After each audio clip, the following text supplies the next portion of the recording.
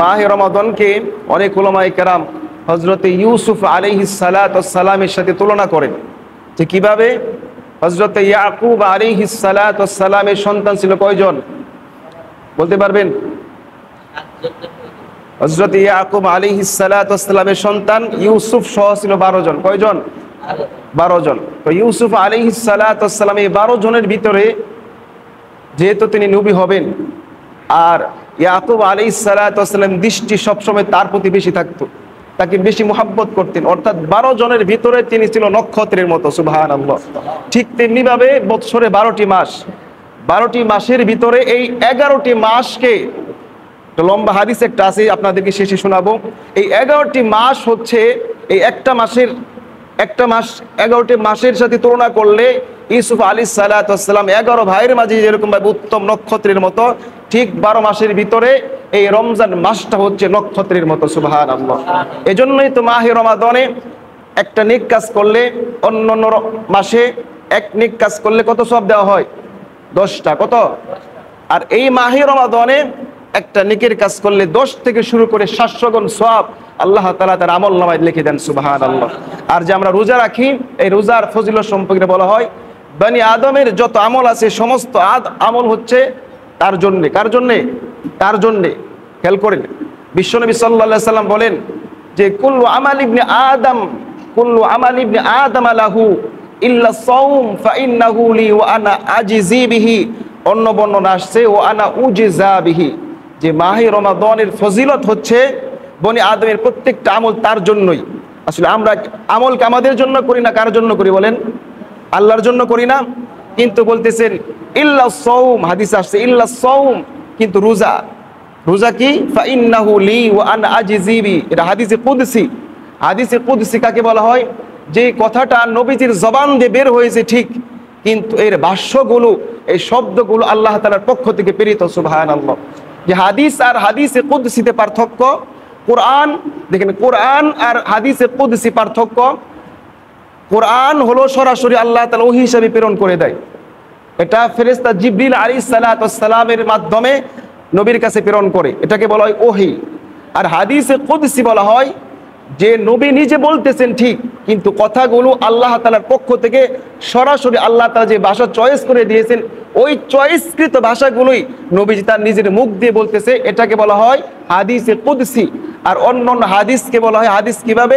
সেটা হচ্ছে খুলাফায়ে রাশিদার কথাগুলোকে হাদিস বলা হয়। আবার রাসূল করিম সাল্লাল্লাহু আলাইহি ওয়াসাল্লাম যেটা করেছেন, সাহাবায়ে কেরামকে করতে দেখেছেন, সমর্থন করেছেন, ওটাকেও হাদিস বলা হয়। কিন্তু হাদিসে কুদসি আর কোরআন প্রায় একই সমমূল্যায়নের, কিন্তু পার্থক্য এতটুকু, কোরআন আল্লাহ তাআলা সরাসরি জিবরিলের মাধ্যমে প্রেরণ করেন, আর হাদিসে কুদসি বরং নবীজির মুখের মাধ্যমে আল্লাহ তাআলা প্রেরণ করেন, আল্লাহ তাআলা বের করে দেন, এটাকে বলে হাদিসে কুদসি। এই হাদিসে কুদসি আসছে আস-সাওমু লি ওয়া আনা আজিজি বিহি ওয়া আনা উজিজা বিহি, যে রোজা আমার জন্য, এর প্রতিদান আমি নিজেই দিব। সুবহানাল্লাহ। অন্য ভাষায়, অন্য অর্থে এর প্রতিদান আমি নিজেই। সুবহানাল্লাহ। এখন আমাদের রব যত বড়, তার প্রতিদান তত ছোট না বড়? রব যত বড়, তার প্রতিদানও তত বড়। সুবহানাল্লাহ। সম্মানিত মুসল্লিনে কেরাম, মাহে রমাদানের প্রথম জুমা, কি জুমা? প্রথম জুমা।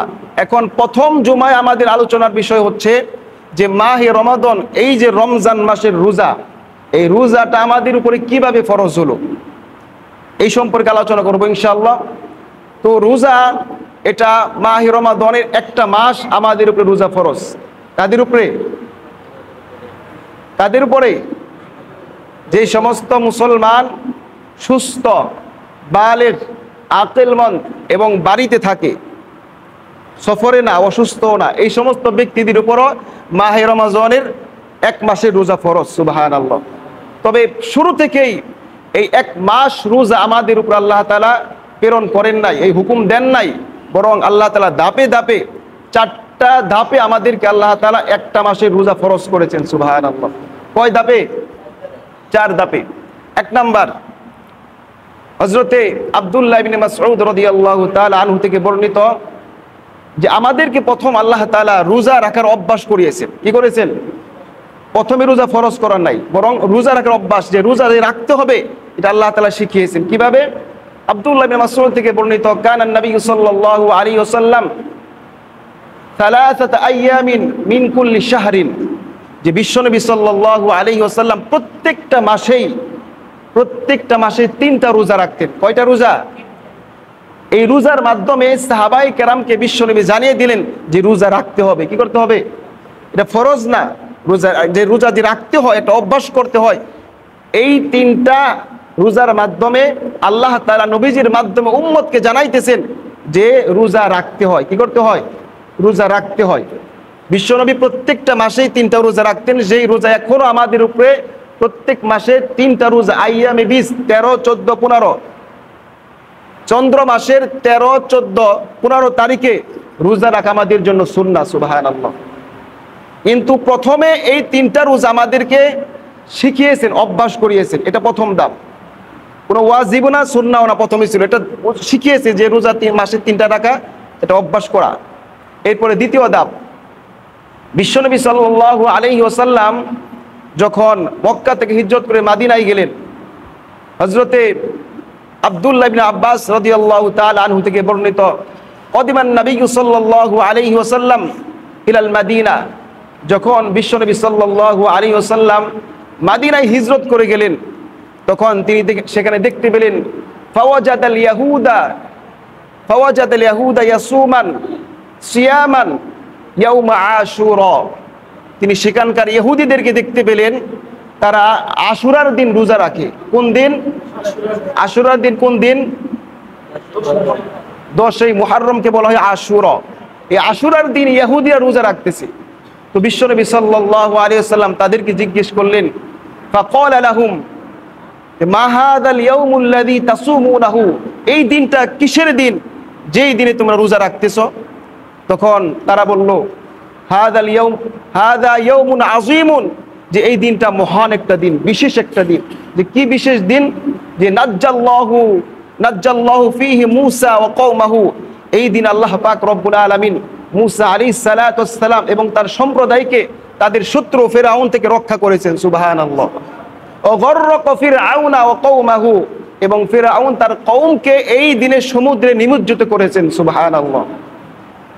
এরপরে তারা বলেন, ফাসামাহু মূসা শুকরান ফানাহনু নাসুমুহু, যে এই দিনে শুকরাতান হযরতে মূসা আলাইহিস সালাতু ওয়াস সালাম রোজা রাখতেন, এই জন্য আমরাও রোজা রাখি। কিসের জন্য? শুকরিয়া স্বরূপ। কারণ এই দিনে মূসা আলাইহিস সালাতু ওয়াস সালাম তার সম্প্রদায়কে আল্লাহ তাআলা নাজাত দিয়েছেন, আর ফিরআউন তার কওমকে নিমজ্জিত করেছেন।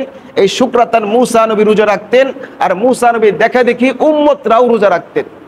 এখন হযরতে মুহাম্মদ সাল্লাল্লাহু আলাইহি ওয়াসাল্লাম তিনি তাদেরকে বললেন, ফাকালা লাহুম রাসূলুল্লাহ সাল্লাল্লাহু আলাইহি ওয়াসাল্লাম ফানাহনু আহাক্কু বিআউলা বিমূসা মিনকুম, যে তোমরা তো মূসা নবীর অনুসরণে রোজা রাখতেছো, বরং আমরা তো তোমাদের চাইতে বেশি হকদার, যে তোমাদের চাইতে বেশি হকদার আমরা এই ব্যাপারে রোজা রাখবো, এই দিনে রোজা রাখবো। সুবহানাল্লাহ। কেন? যে ফানাহনু আহাক্কু বিআউলা বিমূসা মিনকুম, কারণ তোমাদের চাইতে আমি মূসা নবীর বেশি অনুসারী। সুবহানাল্লাহ। কারণ কিভাবে? যে মূসা আলাইহিস সালাতু ওয়াস সালাম এরা ছিল, মূসা আলাইহিস সালাতু ওয়াস সালাম এবং তার অনুসারী যারা ছিল সকলেই ছিল হকপন্থী। কি পন্থী? হকপন্থী। আর বিশ্বনবী সাল্লাল্লাহু আলাইহি সাল্লাম, সাহাবায়ে কেরাম, এখন কি আমরা যারা আছি আমরা সকলেই কি হকপন্থী না বাতিলপন্থী? বলেন, আমরা সকলেই হকপন্থী। অতএব মূসা আলী, বিশ্বনবী সাল্লাল্লাহু আলাইহি সাল্লাম, সাহাবায়ে কেরাম আমাদের সকলের উত্তরসূরি হযরতে মূসা আলাইহিস সালাতু ওয়াস সালাম। বিশ্বনবী বললেন, আমাদের উত্তরসূরি মূসা আলাইহিস সালাতু ওয়াস সালামের ক্ষেত্রে আমরা বেশি হকদার, বেশি অধিকার রাখি, আমরা তাদের অনুসরণ করব। সুবহানাল্লাহ। এরপরে বিশ্বনবী সাল্লাল্লাহু আলাইহি সাল্লাম ফাসামাহু রাসূলুল্লাহ সাল্লাল্লাহু আলাইহি ওয়াসাল্লাম ওয়া আমারা বিসিয়ামিহি, বিশ্বনবী তখন থেকে আশুরার দিনে রোজা রাখলেন এবং ওয়া আমারা বিসিয়ামিহি, উম্মতকে রোজা রাখার জন্য নির্দেশ করলেন। কি করলেন? অতএব এই আশুরার দিনের রোজা তখন এই উম্মতের উপর, আমাদের উপরে ফরজ করা হয়েছে। সুবহানাল্লাহ। দেখেন, একাধিক রোজা ফরজ করা হয় নাই, প্রথমে একটা রোজা ফরজ করা হয়েছে। এখন নবীজি রোজা রাখে আশুরার দিয়ে, সাহাবায়ে কেরাম রোজা রাখতে বলেছে বিশ্ব নবী, এজন্য সাহাবায়ে কেরামের উপর রোজা ফরজ হয়ে গিয়েছে, এখন রোজা রাখতেছে।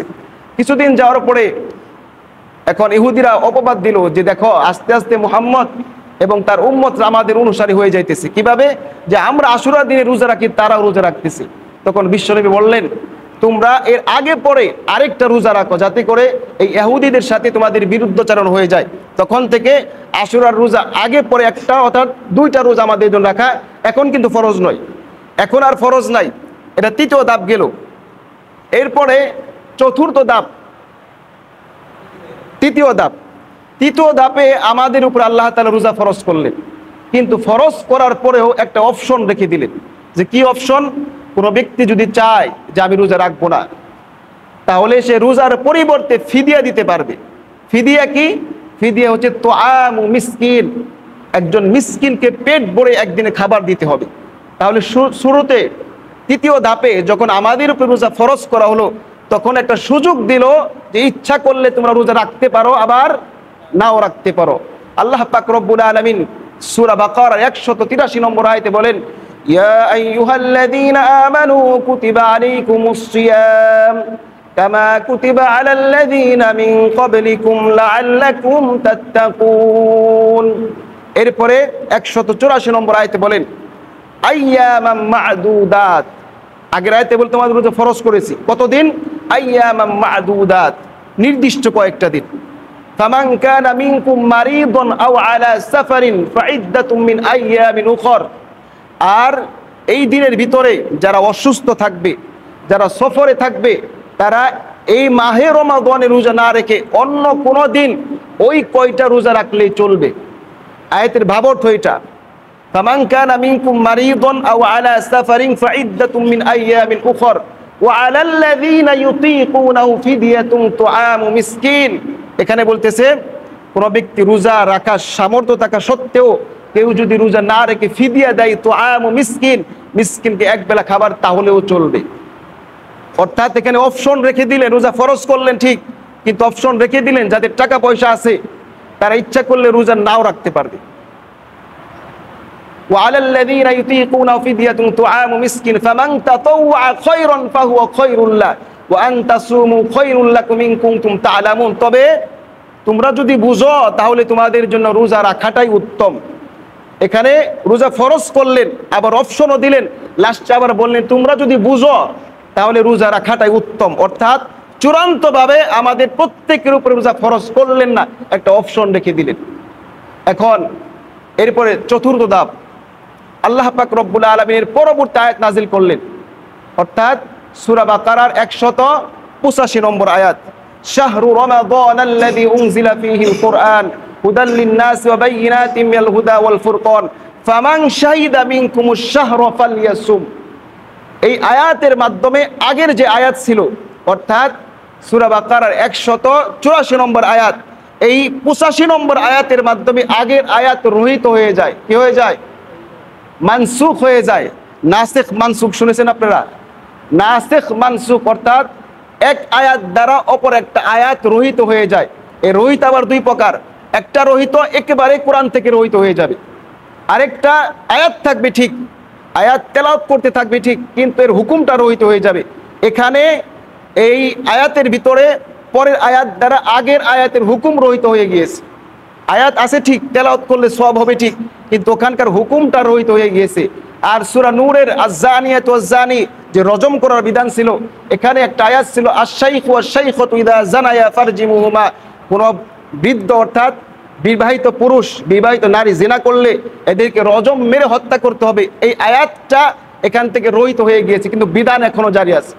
তাহলে এখানকার ভিতরে পরের আয়াত দ্বারা আগের আয়াত মানসুখ হয়ে গিয়েছে। পরের আয়াত নাসিখ, নাসিখ বলা হয় মানসুখকারী, অর্থাৎ যাকে রহিত করা হয়, আর মানসুখ যাকে রহিত করা হয়েছে। তাহলে পরের আয়াত হচ্ছে নাসিখ, তার আগের আয়াতের হুকুমটা রহিত করা হয়েছে। পরের আয়াত হুকুম কি? শাহরু রমাদানাল্লাযী উনজিলা ফীহিল কুরআন হুদাল লিন-নাসি ওয়া বাইয়িনাতিম মিনাল হুদা ওয়াল ফুরকান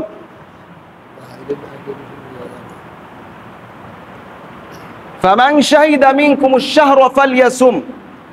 ফামান শাহিদা, তোমাদের মধ্যে যে ব্যক্তি উপস্থিত থাকবে, ফামান শাহিদা মিনকুমুশ শাহরা ফালইয়াসুম, অর্থাৎ এই মাসে রমজান মাসে যেই ব্যক্তি উপস্থিত থাকবে তার উপর আল্লাহ তাআলা রোজাকে ফরজ করে দিয়েছেন। সুবহানাল্লাহ।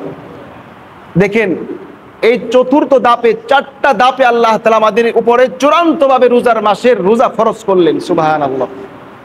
অর্থাৎ এখন আর কোনো সুযোগ নাই, এখন আর কোনো সুযোগ নাই যে আপনার টাকা পয়সা আছে ফিদিয়া দিমে রোজা রাখবেন না, না এমনটা না। আপনি সুস্থ থাকলে, সফরে না থাকলে আপনাকে রোজা রাখতে হবে। রোজা রাখা কি বলেন? আমাদের ফরজ, এবং এটা ইসলামের বুনিয়াদ 5টির মধ্যে একটা। বুনিয়াল ইসলামু আলা খামসিন শাহাদাতি আল্লা ইলাহা ইল্লাল্লাহ ওয়া আন্না মুহাম্মাদার রাসূলুল্লাহ ওয়া ইকামিস সালাহ ওয়া ইতাইজ যাকাত ওয়াল হজ্জি ওয়া সাওমি রমাদান। রমজান মাসে রোজা রাখা ইসলামের 5টি বুনিয়াদের মধ্যে একটি বুনিয়াদ, একটি ভিত্তি। সম্মানিত মুসল্লিরা কেরাম, তাহলে আমরা বুঝলাম যে মাহে রমাদানের রোজা এটা আমাদেরকে প্রথম এক ধাপেই এক মাসে রোজা ফরজ করেন নাই, বরং 4টা ধাপে প্রথমে রোজার অভ্যাস করিয়েছেন। এরপরে আশুরার একটা রোজা ফরজ করলেন, এরপরে রোজা ফরজ করলেন ঠিক, কিন্তু অপশন দিয়ে দিলেন। এরপরে রোজা ফরজ করলেন, কোনো অপশন নাই, সুস্থ আছেন, এলাকায় আছেন, সফরে নাই, বাস রোজা রাখতে হবে, ঠিক কিনা? এরপরে আসুন আমরা মাহে রমাদান সম্পর্কে, মাহে রমাদানের 4টা পরিভাষা আমাদের জানতে হবে। 1 নম্বর রমজান, 2 নম্বর সওম, 3 নম্বর সিয়াম, 4 নম্বর রোজা। 1 নম্বর কি? রমজান, কি 2 নম্বর সওম, 3 নম্বর সিয়াম, 4 নম্বর রোজা। এই 4টা পরিভাষার অর্থ কি? রমজান কাকে বলা হয়? রমজান এই 12টা মাসের একটা মাস, আরবির 12টি মাসের একটা মাসের নাম রমাদান। রমজান না, রমাদান, আরবি শুদ্ধ উচ্চারণ রমাদান, একটা মাস। আর এই মাসে যে বিশেষ একটা আমল করা হয় সেটাকে বলা হয় সিয়াম। সিয়াম এবং সওম একই শব্দ, কি আরবি শব্দ, সিয়াম সওম। আর আমরা যে রোজা বলি, এই রোজা এটা আরবি শব্দ নয়, কি শব্দ এটা? ফার্সি শব্দ। রোজা ফার্সি শব্দ, অতএব রোজা হাদিস কোরআনে নাই। কি রোজা হাদিস কোরআনে আসলে ঠিক, কিন্তু সওম সিয়াম যেরকম ভাবে নামাজ হাদিস কোরআনে নাই, বরং কি আছে? সালাত আছে। ঠিক তেমনি ভাবে সিয়াম সওম রোজা সবটির অর্থ এক। 12টি মাসের একটা মাসের নাম রমাদান, এই মাসের বিশেষ আমলকে বলা হয় সিয়াম সওম অথবা রোজা। এখন রোজা কাকে বলা হয়? এখন রমজানের শাব্দিক অর্থ কি? রমাদানের শাব্দিক অর্থ হচ্ছে জ্বালিয়ে দেওয়া, পুড়িয়ে দেওয়া, জ্বালিয়ে দেওয়া, পুড়িয়ে দেওয়া। এখন এই মাহে রমাদান যখন কোনো বান্দা রোজা রাখে, আল্লাহ পাক রব্বুল আলামিন তার সমস্ত গুনাহকে জ্বালিয়ে পুড়িয়ে সারখার করে দেয়। সুবহানাল্লাহ। অর্থাৎ তাকে একেবারে মাফ করে দেন। সুবহানাল্লাহ। এজন্য বিশ্বনবী বলেন, মান সামা রমাদান ঈমানান ওয়া ইহতিসাবান গুফির লাহু মা তাকদ্দামা মিন যামবি। কোন ব্যক্তি ঈমানের সাথে সওয়াবের আশায় শুধুমাত্র আল্লাহ তাআলাকে সন্তুষ্ট করার জন্যই যদি রোজা রাখে, আল্লাহ পাক তার জীবনের সমস্ত গুনাহ তাকে মাফ করে দেন। সুবহানাল্লাহ। সম্মানিত মুসল্লিরা কেরাম, এখন রোজা কাকে বলা হয়? সিয়াম সোম কাকে বলা হয়? সিয়াম কাকে বলা হয় বলতে পারবেন কেউ? বিরত থাকা। হ্যাঁ, বিরত থাকা শাব্দিক অর্থ। সিয়াম অর্থ বিরত থাকা, সংযত থাকা। এখন এর পরিভাষায় বলা হয় ওয়া তারকুল আকলি ওয়াশ শুরবি ওয়াল জিমাই মিনাস সুবহি ইলাল গুরুব বিনিয়াতিন মিন আহলিহি। অর্থাৎ কোন ব্যক্তি খাবার, পানীয় এবং বৈধ স্ত্রীর সঙ্গ সহবাস থেকে বিরত থাকা, সকাল থেকে সন্ধ্যা পর্যন্ত, সুবহ সাদেকের আগ থেকে সূর্য ডোবা আগ পর্যন্ত, এটাকে বলা নিয়তের সাথে, রোজার নিয়তের সাথে এটাকে বলা হয় রোজা। কি বলা হয়? এটাকে সিয়াম বলা হয়। তাহলে আমরা 3-4টা পরিভাষা জানলাম, রমাদান, সিয়াম, সওম এবং রোজা। এরপর আসুন আপনাদেরকে একটা লম্বা একটা হাদিস শোনাই, যে মাহে রমাদানের একেবারেই প্রথম রাত থেকে, শেষ করতে পারবো কিনা জানি না, একেবারে প্রথম রাত থেকে ঈদের দিন পর্যন্ত বিস্তারিত আলোচনা একটা হাদিসের মধ্যে আসছে। ইবনে হিব্বানের মধ্যে একেবারে সহিহ রাওয়াত, কোনো সমস্যা নেই হাদিসের ভিতরে। সময় স্বল্প, এই জন্য আল্লাহ তাআলা তৌফিক দিলে আগামী জুমা ইনশাআল্লাহ এই লম্বা হাদিস সম্পর্কে আলোচনা করব। এখন আরেকটি বিষয়, সেটি হচ্ছে যে আমরা যে রোজা রাখি, এই রোজা সম্পর্কে বিশ্বনবী বলেন আসসিয়ামু জুন্নাহ। রোজা হচ্ছে ডাল স্বরূপ। কি? কিসের ডাল? কিসের ডাল? জাহান্নাম থেকে বাঁচার জন্য ডাল স্বরূপ। সুবহানাল্লাহ। যুদ্ধের মাঝে যে মুজাহিদদের হাতে, সৈন্য বাহিনীর হাতে ডাল থাকে, কিসের জন্য? নিজেকে অন্যের প্রতিপক্ষ থেকে রক্ষা করার জন্য ডাল থাকে। এখন এই রোজা আমার আপনার জন্য ঢাল স্বরূপ, জাহান্নাম থেকে বাঁচার জন্য ঢাল স্বরূপ। এখন এই রোজা যে ঢাল স্বরূপ, আবার এই রোজাটা ছিদ্র হয়ে যায়। কি হয়ে যায়? রোজা ছিদ্র হয়ে যায়, এই ডালটা ভেঙে যায়, ছিদ্র হয়ে যায়। কিভাবে? বিশ্বনবী বলেন যে আসসাওমু জুন্নাতুন মা লাম ইউফরিকা, যে রোজাটা হচ্ছে ডাল স্বরূপ যতক্ষণ পর্যন্ত রোজাকে ছিদ্র না করা হবে। সাহাবায়ে কেরাম জিজ্ঞেস করেন, ইয়া রাসূলুল্লাহ, রোজাকে আবার ছিদ্র করা হয় কিভাবে? তখন বিশ্বনবী সাল্লাল্লাহু আলাইহি সাল্লাম বললেন যে একটা জিনিসের মাধ্যমে, দুইটা আমলের মাধ্যমে, একটা জিনিসের মাধ্যমে, দুইটা আমলের মাধ্যমে রোজাকে ছিদ্র করা হয়। কথাটা বুঝছেন? একটা জিনিসের মাধ্যমে, দুইটা আমলের মাধ্যমে রোজাকে ছিদ্র করা হয়। আর সেটা কি? এক নাম্বার মিথ্যা কথা বলা। এক নাম্বার কি? মিথ্যা কথা বলা। দুই নাম্বার গীবত করা। দুই নাম্বার কি? আচ্ছা, আমরা রোজা রাখি কি দিয়ে বলেন দেখি? আমরা যে রোজা রাখি, এই যে খাবার খাই, কি দিয়ে খাবার খাই? জিহ্বা দিয়ে না? আবার আমরা রোজা ভঙ্গ করি, অর্থাৎ যখন ইফতার করি তখন কি দিয়ে? জিহ্বা দিয়ে। দেখেন, তখনও জিহ্বা দিয়ে আমরা ইফতার করি। রোজা রাখলাম ইফতার জিহ্বা দিয়ে, রোজা ইফতার করলাম জিহ্বা দিয়ে। মাঝখানে রোজা আমার জন্য ডাল হলো কখন?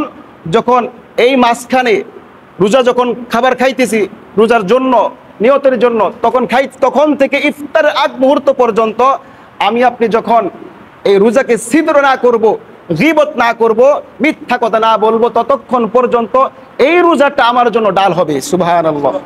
আর যদি মাঝখানে মিথ্যা কথা বলি, গীবত করি, রোজা রাখলাম ঠিক, রাসূলের অন্য হাদিস, ওই ব্যক্তির রোজা রাখার কি লাভ? সে কি সওয়াব পাবে? সারাদিন রোজা রাখলো, মিথ্যা কথা বললো, গুনাহ করলো, গীবত করলো, সবই করলো, তার না খাওয়া ছাড়া আর কিচ্ছু সে সওয়াব পাবে না। এজন্য আমাদের কর্তব্য আমাদের জবানকে কি করা? আমাদের জিহ্বাকে হেফাজত করা। কেউ যদি জিহ্বাকে হেফাজত করে, তার অন্য সকল আমল হেফাজত হয়ে যাবে। সুবহানাল্লাহ। যখন সকাল হয়, সকাল হওয়ার পরে সমস্ত অঙ্গ প্রত্যঙ্গ জিহ্বাকে লক্ষ্য করে বলে, এ জিহ্বা, তুমি সঠিকভাবে চলো। কিভাবে চলো? কারণ তুমি যদি বাঁকা পথে যাও, আমরা শরীরের সমস্ত অঙ্গ প্রত্যঙ্গগুলো বাঁকা পথে চলে যাব। এজন্য আমাদের এক নাম্বার কর্তব্য রমজান মাসে সবচেয়ে বেশি যেটা, সেটা হচ্ছে জিহ্বাকে হেফাজত করা। কারণ সমস্ত গুনাহের মূল, সমস্ত গুনাহের উৎস এই মুখ থেকে হয়, জবান থেকে হয়। এজন্য দেখবেন যারা বুবা, এদের শত্রু কম। কি কম? বুবা লোকের শত্রু কম, কথা বলতে পারে কম, যে কথা বলে সেই ধরা খায়। হাদিসে আছে মান সমাতা নাজা, যে চুপ থাকে সেই কি পায়? নাজাত পায়। এজন্য আমরা এখন হক কথা তো অবশ্যই বলতে হবে, কিন্তু অহেতুক অনার্থক মিথ্যা গীবত যে কথা দ্বারা আমার আপনার রোজাটা ডালটা ছিদ্র হয়ে যাবে, এমন কাজ আমরা কেউ করবো না ইনশাআল্লাহ। পারবো না ইনশাআল্লাহ। এই মাহে রমাদানে এটা যদি আমরা করতে পারি, ইনশাআল্লাহ বিশ্বনবীর হাদিস আস-সাওমু জুন্নাহ আসিয়ামু জুন্নাহ, যে রোজা ডাল স্বরূপ, এই ডাল স্বরূপ আমরা এই ডালটাকে অর্জন করতে পারবো এক মাসের ভিতরে, যে ডাল দ্বারা আমরা জাহান্নামের আগুন থেকে বাঁচতে পারবো। আল্লাহ পাক রব্বুল আলামিন আমাদের সকলকেই এই মাহে রমাদানের রোজাটাকে সহি করে, শুদ্ধ করে, সমস্ত প্রকারের গীবত, সমস্ত প্রকারের মিথ্যা থেকে বাঁচার তৌফিক দান করুন। সকলেই বলে আমিন। যারা সুন্নত করেন নাই, 4 রাকাত সুন্নত করে নেন।